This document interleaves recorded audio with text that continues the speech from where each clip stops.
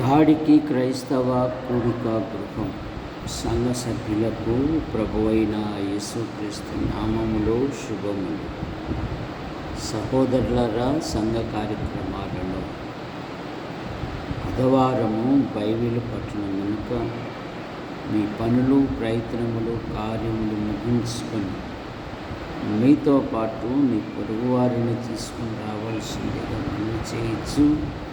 కొద్ది నిమిషాలలో ఈ కూడిక ప్రార్థన ప్రారంభించబడిన కనుక మీరు త్వరపడి సిద్ధపడి రావాల్సిందిగా ప్రభువైన యేసుక్రీస్తు నామములో మిమ్మలను ఆహ్వానిస్తూ ఉన్నాం.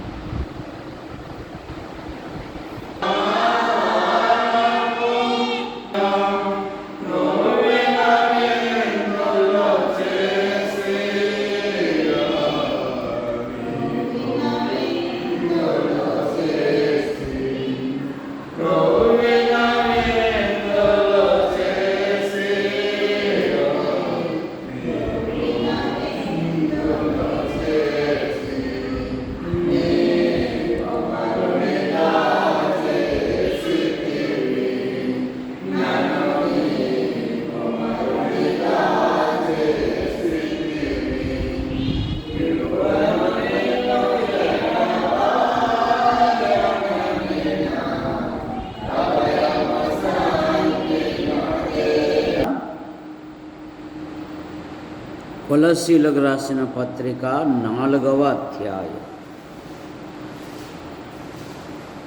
10వ వచనం. నాతో కూడా చెరలో ఉన్న అరిస్తారుకును బర్నబాకును సమీప జ్ఞాతి అయిన మార్కుకును మీకు వందనములు చెప్పుచున్నారు. ఈ మార్కును గూర్చి మీరు ఆజ్ఞలు పొందితిరి. అతడు మీ వద్దకు వచ్చిన ఎడల ఇతనిని చేర్చుకొనుడి. ప్రార్థన. ప్రేమించిన మా తండ్రి, మీ నామాన్ని బట్టి మీకు స్తోత్రములు చెల్లిస్తున్నాం. యాడికి క్రైస్తవ కూడిక గృహం చేర్చబడిన ప్రతి కుటుంబాన్ని బట్టి మీకు స్తోత్రం. సంఘములో చేర్చబడిన ప్రతి వారిని మీరు ఆశీర్వదించండి. సంఘ కార్యక్రమాలలో బైబిల్ పఠనం గనక పాటల ద్వారా నిన్ను స్తుతించుటకు, ఘనపరచుటకు, మహిమపరచుటకు మీరు ఇచ్చిన ధన్యతను బట్టి మీకు స్తోత్రములు. కొద్దిసేపు నీ వాక్యమును ధ్యానిస్తుండగా మీరు మాతో మాట్లాడి మహిమ పొందమని యేసు ప్రభు నామములో ప్రార్థిస్తున్నాం తండ్రి, ఆమేన్.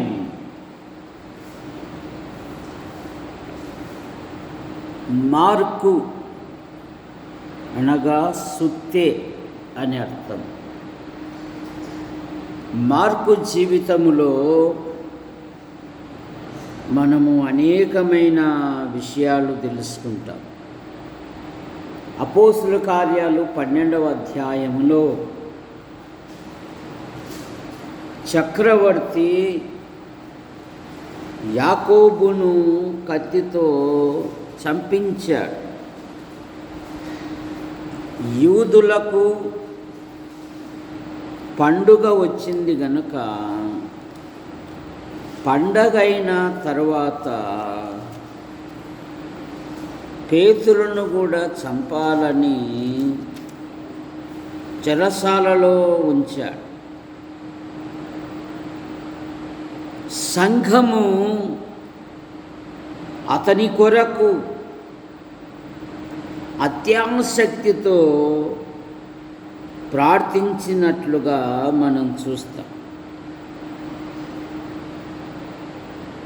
దేవదూత పేతురును ఆశ్చర్యకరంగా విడిపించి వెలుపలికి వచ్చినాక మార్కు ఇంటికి వచ్చినప్పుడు అక్కడ అనేకులు కూడి ఏం చేస్తున్నారు? ప్రార్థన చేస్తున్నారు. 12వ అధ్యాయము 12వ వచనం. ఇట్లు ఆలోచించుకొని మార్కు అను మారు పేరు గల యోహాను తల్లి అయిన మరియ ఇంటికి వచ్చెను. ఇతని ఇంటిలో ఒక గొప్ప విశేషం ఏదంటే, అతని ఇంటిలో అనేకులు కూడి ఏం చేస్తున్నారు? ప్రార్థిస్తూ ఉన్నారు. యాకోబు పత్రిక ఏం చెప్తుంది? మీలో ఎవనికైనాను శ్రమ కలిగినా అతడు ప్రార్థన చేయవలెను అనే మాట మనం చూస్తాం. దైవజనుడు విడిపించబడుటకై అనేకులు అక్కడ కూడి ఆ ఇంటిలో ప్రార్థిస్తూ ఉన్నారు. ఇది ప్రార్థనా ఇల్లు. ఈ ఇంటిలో అనేకులు కూడి వారు ప్రార్థిస్తూ ఉన్నారు పేతురు విడుదల కొరకు. ఆ గుంపులో కూడా రోదే అనే చిన్నది కూడా ఉన్నట్టుగా మనం చూస్తాం. ఎందుకంటే మన దేవుడు ప్రార్థనలకు జవాబిచ్చు దేవుడు. 65వ కీర్తనలో ప్రార్థన ఆలకించువాడా సర్వ శరీరులు నీ యొద్దకు వచ్చెదరు అనే మాట మనం చూస్తాం. నువ్వు ప్రార్థిస్తే, నువ్వు మొరపెడితే ఆయన జవాబిచ్చే దేవుడని బైబిల్లో పలుమార్లు మనం చూస్తాం. యెషయా గ్రంథం 65వ అధ్యాయము 24వ వచనములో వారికిలాగు జరుగును, వారు వేడుకొనక మునుపే నేను ఉత్తరమిచ్చేదను, వారు మనవి చేయుచు ఉండగా నేను ఆలకించెదను. వారికిలాగు జరుగును, వారు వేడుకొనక మునిపే వారికి ఉత్తరం ఇచ్చేదను. నీ ఇంటిలో ప్రార్థన అనేది ఎంత సమయం ఉంది, ఎన్ని గంటలు ఉంది, నీ ఇంటి వారు ఎంతమంది ప్రార్థనతో దేవుని చేత జవాబు పొందిన వ్యక్తులుగా ఉన్నారా ప్రశ్నించుకుందాం. నీ పిల్లలు ప్రార్థించేవారుగా ఉన్నారా? ఎందుకంటే దేవుని వాక్యము ధైర్యంతో కూడిన మాటలు అనేకములుగా ఉన్నాయి. మొదటి యోహాను పత్రిక 5వ అధ్యాయము 14-15 వచనాలు చూస్తే, ఆయనను బట్టి మనకు కలిగిన ధైర్యము ఏదనగా ఆయన చిత్తానుసారముగా మనం ఏది అడిగినను ఆయన మన మనవి ఆలకించు అనునదియే. మనం ఆయనను వేడుకొనినవి 15వ వచనములో మనం ఆయనను మనమేమి అడిగినను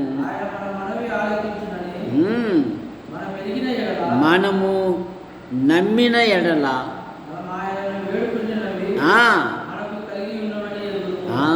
మనం వేడుకొనున్నవి మనకు కలిగినవని. కనుక వారు ప్రార్థించారు. మార్కు ఇల్లు గొప్ప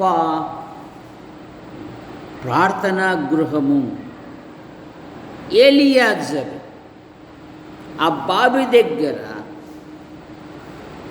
ప్రార్థిస్తూ ఉండంగానే దేవుడు ఆశ్చర్యకరంగా రిబకాన్ని పంపాడు. ఆదికాండం 24వ అధ్యాయము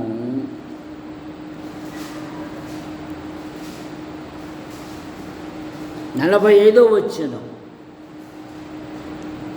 24:45 ఆదికాండం. నేను నా హృదయములో అట్లనుకొనుట చాలింపక మునిపే రిబకా భుజము మీద వచ్చి నేను వీడు కొనక మునిపే, ఇంకా నేను చాలించక మునిపే దేవుడు నాకు జవాబిచ్చాడు. కనుక మార్కు ఇల్లు గొప్ప ప్రార్థనా మందిరము గల ఇల్లు. మార్కు దైవజనుల చేత, పేతురు చేత నా ఆత్మీయ కుమారుడు అనబడినాడండి. మొదటి పేతురు పత్రిక 5వ అధ్యాయం.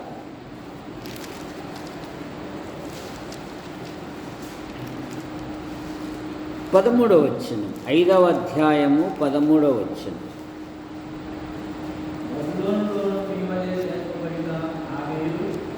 బబులోనులో మీ వలె నేర్పబడిన ఆమెయు నా కుమారుడైన మార్కును మీకు వందనములు, ప్రేమగల ముద్దుతో ఒకరినొకడు వందనములు చేయుడి. నా కుమారుడైన మార్కు. ఎప్పుడు కుమారుడు అవుతావు? ఎప్పుడైతావు కుమారుడు? శిక్షలో పాలు పొందని ఎడల మీరు దుర్బీజులే కానీ కుమారులు కారు అంటుంది బైబిల్. సరే, వారు కొన్నాళ్ళు మటుకు మనలను శిక్షించిరి, శిష్యరికము.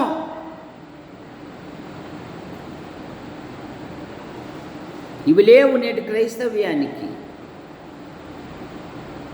దైవజనుల యొక్క అడుగుల్లో నడుచుట అనేది లేదు.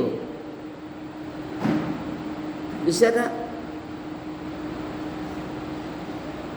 తిమోతిని గురించి పౌలు గారు ఏమంటారంటే, నా శ్రమలను గురించి తెలుసుకొని నన్ను వెంబడించితివి అని. ఎలీషా ఏలియాతో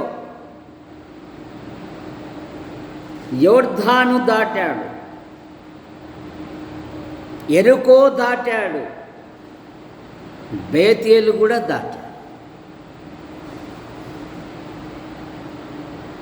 బాయ్ బాయ్ అని చెప్పలే. అయ్యా దేవుడు నన్ను పలానా సాటికి రమ్మని నేను వెళ్తానంటే, యెహోవా జీవముతోడు నేను నిన్ను వెంబడించేదను అన్నా. వెంబడించడం లేదు ఈ దినాలలో. అలాగైతే నువ్వు ఆత్మీయంగా అభివృద్ధి పొందలేవు.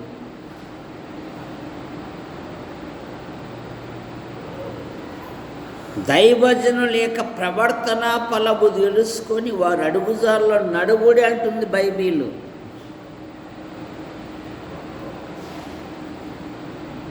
సరే, నా కుమారుడైన మార్కు అంటున్నాడు పేతురు గారు. వెంబడించాలి సహోదరులతో.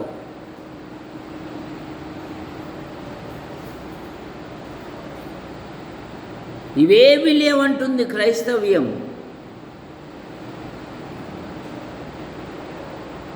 అలాగైతే నీవు ఆత్మీయంగా అతిశయించి పాడైతవే కానీ అభివృద్ధి పొందలేవు.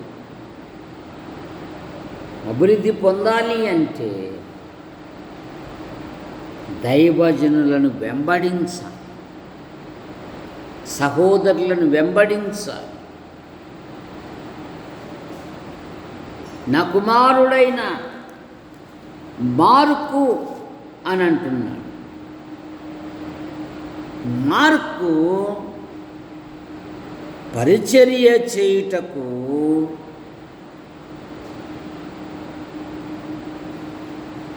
ఇష్టపడువాడు. 2వ తిమోతి పత్రిక 4వ అధ్యాయం 11వ వచనము. 4:11.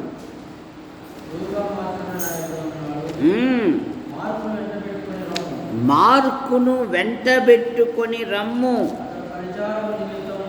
అతడు పరిచారము నిమిత్తము నాకు ప్రయోజనకరమైన వాడు. ఏమంట?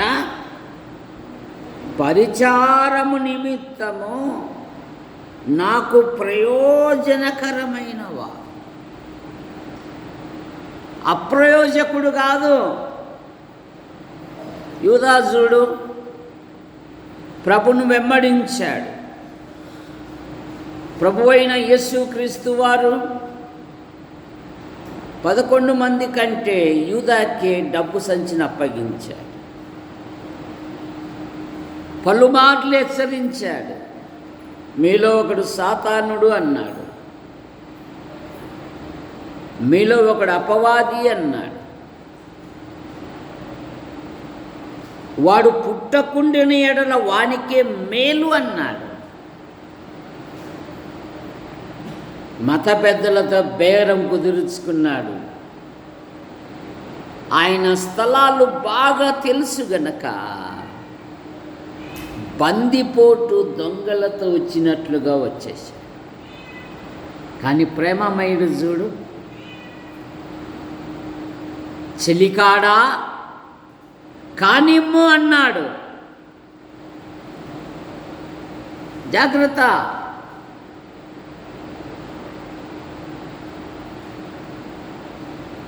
ద్రోహి అయిన యూదా ద్రోహముతో పొలము కూడా కొనాడు. పంటేశాడా, ఆవిరైపోయాడు. కానీ మార్కు పరిచారము నిమిత్తము నాకు ప్రయోజనకరమైన వాడు. పెద్దలకు నీ ఆధ్యాత్మిక జీవితంలో వారికి ప్రయోజనకరంగా ఉంటున్నావా? వారిని వెంబడిస్తున్నావా? సంఘం తరపున బయట ప్రదేశాలకు వెళ్ళి వాక్యం చెప్పురా అని పంపినా కూడా నో, అదంతా నువ్వే, మేమైతే ఎక్కడికి రా. ఎలాగలాగా?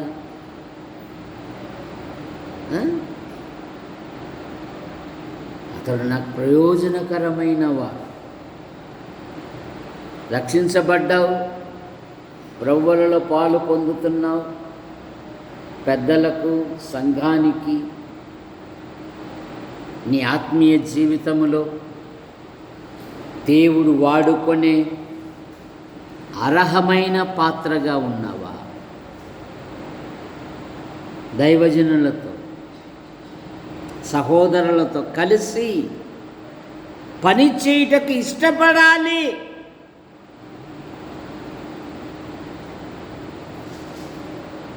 అతడు నాకు ప్రయోజనకరమైన వాడు.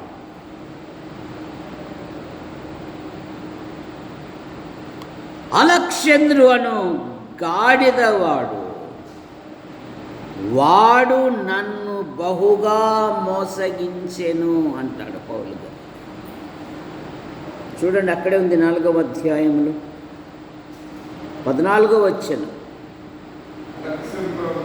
అలక్ష్యంద్రు అను కంచరివాడు నాకు చాలా కీడు చేసెను.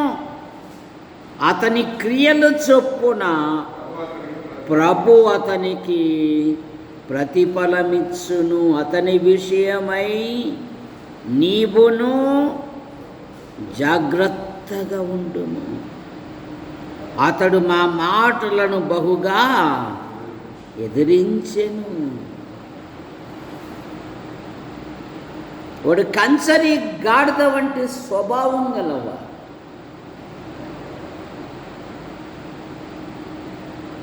దేవుని సేవకులనే మోసగించినవాడు, నీ క్షేమం కొరకు ప్రార్థించిన వారిని, నీ అభివృద్ధి కొరకు ప్రయాసపడిన వారిని, నీ క్షేమం కొరకు పలుమార్లు దేవుని సన్నిధిలో కృపాసనం యొద్ద ప్రార్థించిన పౌలునే వాడు నన్ను బహుగా మోసగించెను. జాగ్రత్త. మార్కైతే నాకు ప్రయోజనకరమైన వాడిని నమ్మచ్చు. వాడు మంచివాడు, వాని జీవితంలో మంచి క్రియలు కనపడతా ఉన్నాయి.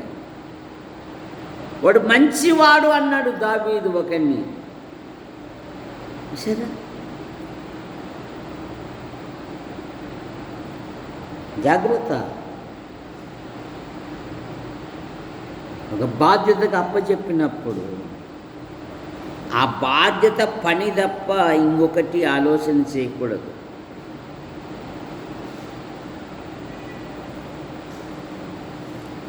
నాకు ప్రయోజనకరమైన వాడు,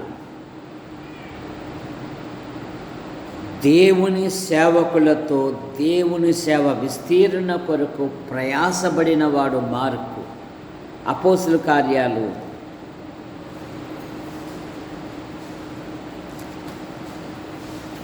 12వ అధ్యాయం.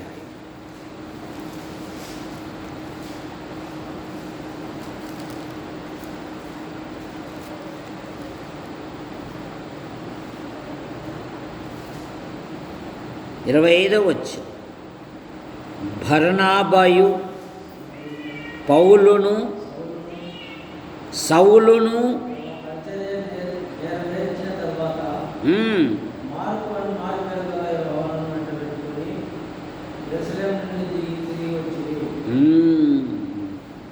వెంటబెట్టుకొని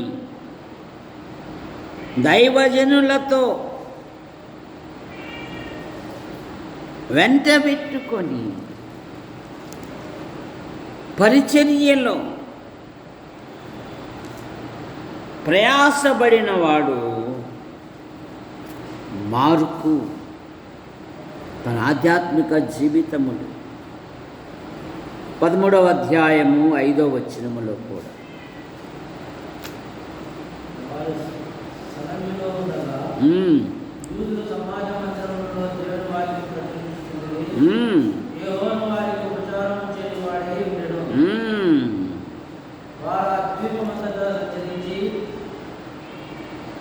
అట్లాగే 37వ వచనము కూడా 15వ అధ్యాయం 37వ వచనములో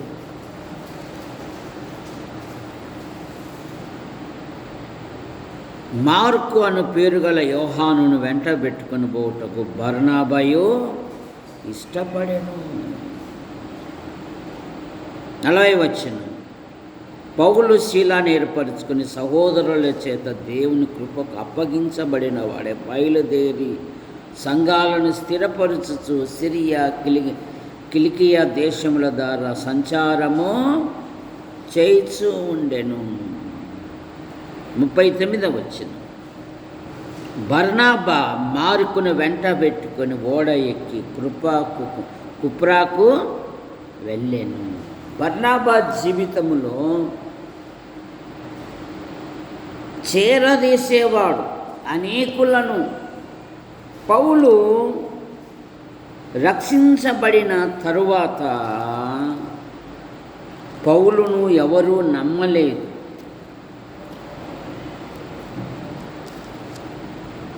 పౌలు ఎవరునూ నమ్మలేదు. అయితే బర్నబా చేరదీసి యెరూషలేముకు తీసుకొని వచ్చి,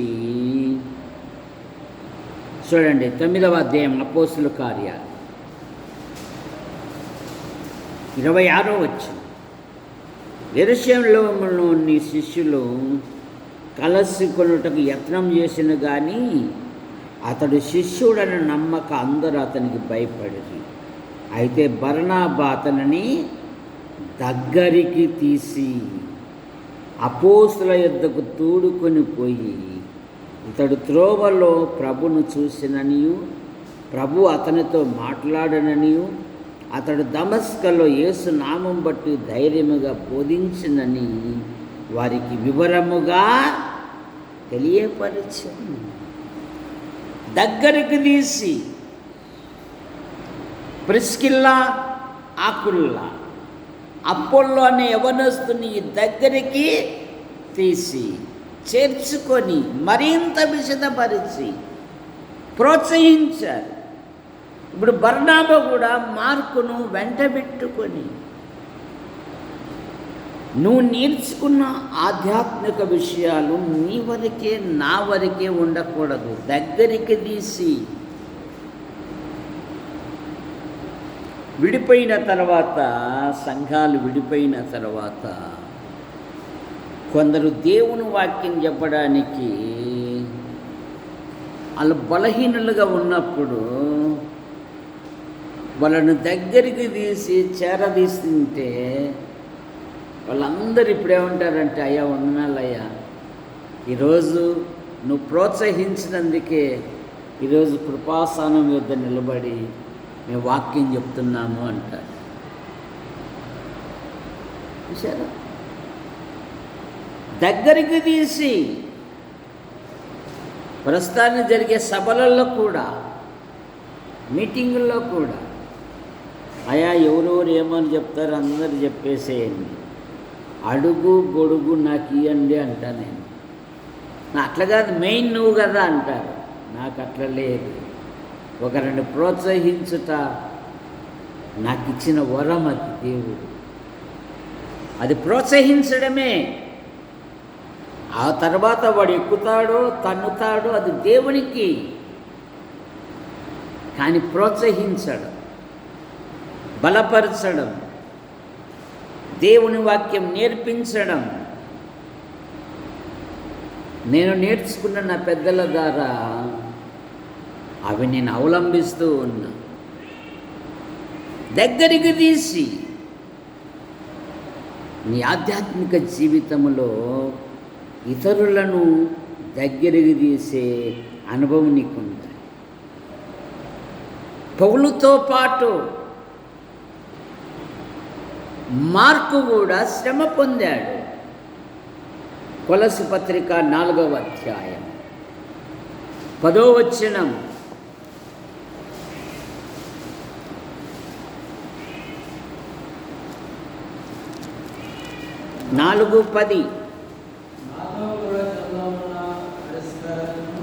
నాతో కూడా చెరలో ఉన్న అరిస్తారుకును బర్నబాకును మార్కును మీకు వందనములు చెప్పుచున్నారు. మీరు ఆజ్ఞలను పొందితిరి. ఇతడు మీ వద్దకు వచ్చిన ఎడల ఇతనిని చేర్చుకొనుడి. నాతో కూడా చెరల్లో. భక్తి జీవితము పూల పానుపు లాంటిది కాదు. అది శ్రమలతో కూడినది.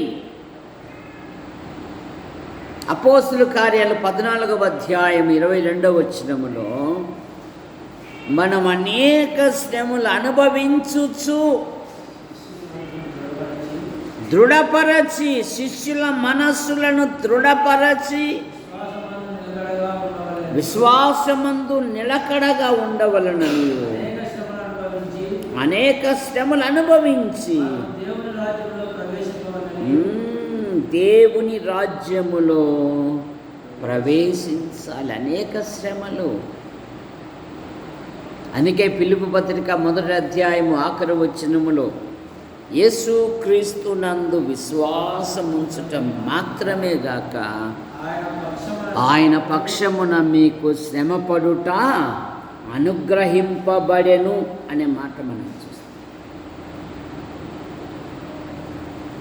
నశించిపోవు సువర్ణము అగ్ని పరీక్ష వలన శుద్ధపరచబడును కదా, దానికంటే అమూల్యమైన మీ విశ్వాసము ఈ శోధనల చేత పరీక్షకు నిలిచినదై యేసుక్రీస్తు ప్రత్యక్షమైనప్పుడు మీకు మెప్పు మహిమ ఘనత కలుగుటకు కారణమగును.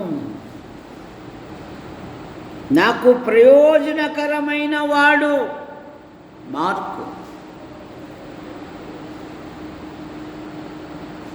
అతడు ప్రయోజకుడు దేవుని పని కొరకు, దేవుని సేవ కొరకు, సంఘములో సమకూర్చుటకు అతడు ప్రయోజకుడు. నా జత పనివాడు మార్కు.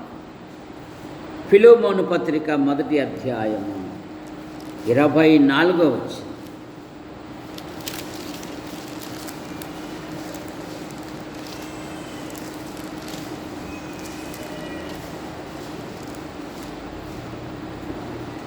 క్రీస్తు యేసునందు నా తోడి ఖైదీనైన ఎపఫ్రయు, నా జత పనివారైన మార్కు. నా జత పనివారు. మేము దేవుని జత పనివారమై ఉన్నాము అన్నాడు పౌలు. నా జత పనివాడు మార్కు. సంఘం ప్రారంభ దినం మొదలుకొని నాటి వరకు సంఘ కార్యక్రమాలలో ఉత్సాహముగా ప్రతి కార్యక్రమములో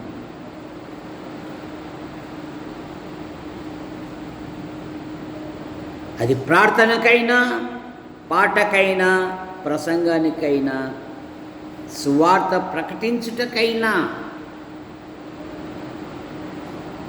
విశేషముగా దేవుని పిల్లలకు సమయం గడుపుటకు విశ్వాసి ఎప్పుడు సిద్ధముగా ఉంది.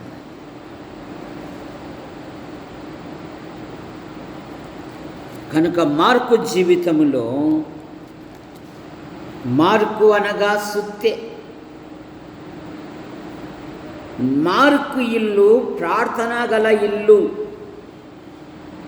నా పేరు పెట్టబడిన నా జనులు తమను తాము తగ్గించుకొని తమ చెడు మార్గమును విడిచి తమ పాపములను ఒప్పుకొని ప్రార్థించిన ఎడల నేను వారినే కాదు వారి దేశమునే స్వస్థపరుచుదును అన్నాడు దేవుడు. మార్కు ఆత్మీయ కుమారుడు. పేతురు గారు అంటున్నారు కదా, నా కుమారుడైన మార్కు అనే మాట మనం చూస్తాం. మార్కు పరిచర్య కొరకు ప్రయోజనకరమైన వాడు. సమూయేలు యెహోవా సన్నిధిలో ఉండి యెహోవాకు పరిచర్య చేశాడు. యెహోషువ మోషే పరిచారకుడు అనిపించుకున్నాడు. మార్కు దేవుని సేవకులకు దేవుని సేవ విస్తీరణ కొరకు ప్రయాసపడిన వాడు, పాటుపడిన వాడు, దైవజనులను వెంబడించిన వాడు, శ్రమ అనుభవించిన మార్కు, ప్రయోజనకరమైన మార్కు, జత పనివాడైన మార్కు. సహోదరులారా, మనం ప్రార్థన చేసుకుందాం. మా యేసు ప్రభువా, మీకే స్తుతి స్తోత్రములు చెల్లిస్తున్నాం. యాడికి క్రైస్తవ కూడిక గృహం చేర్చబడిన ప్రతి కుటుంబాన్ని బట్టి మీకు స్తోత్రములు. కొందరు ప్రభుత్వ శాఖల్లో, ప్రైవేటు సంస్థల్లో, మరికొందరు భిన్న రీతిగా ప్రయాసపడుతూ ఉన్నారు. బిషప్ డ్యూటీని దీవించి క్షేమంగా నడిపించారు, మీకు స్తోత్రములు. సంఘములో యవనస్తులు యవనరాన్లు ఉన్నారు. ఉన్నతమైన చదువులు చదివి ఉద్యోగాల కొరకు, వివాహాల కొరకు ఎదురు చూస్తూ ఉన్నారు. వారి హృదయ కోరికలు నెరవేర్చండి. సెలవు దినాలు ముగించుకొని కాలేజీలకు, నూతన క్లాసులకు వెళ్ళడానికి పిల్లలు సిద్ధపడుతూ ఉన్నారు. వారి ఫీజుల విషయంలో, బుక్స్ విషయంలో, వారి ఇతర ప్రాంతాలు వెళుతున్నప్పుడు ఆ ప్రాంతపు వాతావరణం, ఆహార అలవాట్ల వలన ఎటువంటి బలహీనతల గురించి కానివ్వకుండా కాపాడండి. పిల్లలు మోషే వలె సకల విద్యలు అభ్యసించున్నట్లుగాను, హూరాము వలె చురుకుదనము కలిగి, తిమోతి వలె బాల్యము నుండి దేవుని లేఖనాలు వెలుగుతూ, యవ్వనములో యేసు ప్రభువా నిన్ను పోలి జీవించుటకు మీ కృపను దయచేయండి. నైనా మీకు స్తోత్రములు చెల్లిస్తున్నా. సంఘము దినదినము క్షేమాభివృద్ధి చెందుటకు మీ కృపను దయచేయండి. వాళ్ళు పరీక్షలు రాస్తున్నాడు, సీఎం మంచి ఫలితాలతో పాస్ అవుటకు మీ కృపను దయచేయండి. మా యాడికి మండల ప్రజల కొరకే మేము ప్రార్థిస్తున్నాం. మా మండలంలో ఉంటున్న ఆసుపత్రి, MRO, MDO, panchayat, police station, మా మండల నాయకులను, అధికారులను మీరు ఆశీర్వదించండి. మా తాడిపత్రి నియోజకవర్గం నాయకులను, అధికారులను దీవించండి. మా తెలుగు రాష్ట్రాల ముఖ్యమంత్రులను, గవర్నర్లను మీరు ఆశీర్వదించండి. మా భారతదేశం కొరకే మేము ప్రార్థిస్తున్నాం. మా దేశ ప్రధాని గారిని మీరు ఆశీర్వదించండి. రాష్ట్రపతి గారిని మీరు దీవించండి. యేసు ప్రభువా దేశ సరిహద్దులను, సైనిక పటాలమును దీవించండి. మా మండలము నుండి ఉపాధి కొరకు, ఉద్యోగము కొరకు, ఉన్నతమైన చదువు కొరకు వెలుపల ఉంటున్న ప్రతి కుటుంబాన్ని, ప్రతి యవనస్తురాలను మీరు రెక్కల కింద ఉంచుకొని కాపాడండి. సహోదరుడు గంధం Devadanam the Bible study YouTube ద్వారా వీక్షిస్తున్న ప్రతి వారు దీవించబడుటకు మీ కృపను దయచేయండి. కట్టుపల్లి యోహానంకుల రాజాబాయి అంటే మీ పిలుపు తీసుకున్నారు. వారి కుమారులు, వారి భార్యలు, వారి సంతానం, వారి కుమార్తెలు, వారి భర్తలు, వారి సంతానం దీవించండి. కట్టుపల్లి జాన్ నెల్సన్ గారు అయిన భార్య పిల్లలు, వాళ్ళు గారు అయిన భార్య పిల్లలు, శ్రీరామూర్తి గారికి ఉంటున్న ప్రతి బలహీనత మీరు ముట్టి స్వస్థపరచండి. స్థానిక సంఘాలను బలపరచమని అడుగుతున్నాను. దేవా మీకు స్తోత్రములు. కొందరు రాలేకపోయారు, మరొక తరుణమును దయచేయండి. నేను సమయాలలో మా కొరకు ప్రార్థిస్తూ సహాయపడుతున్న ప్రతి వారిని ఆశీర్వదించండి. ఈ రాత్రి మీరు మహిమ పొందండి. నేను మీకు స్తోత్రములు చెల్లిస్తున్నాను. సంఘాలను బలపరచండి, పెద్దలను దీవించండి, సేవకులను ఆశీర్వదించండి. ప్రతి కుటుంబములో ప్రతి విధమైన అవసరాలు కూడా తీర్చమని ఆశీర్వదించు హస్తాలకు అప్పజెప్పుకుంటూ యేసు ప్రభు నామములో ప్రార్థిస్తూ బయలుదేరుతున్నాం తండ్రి. ఆమేన్. అందరికీ వందనాలు.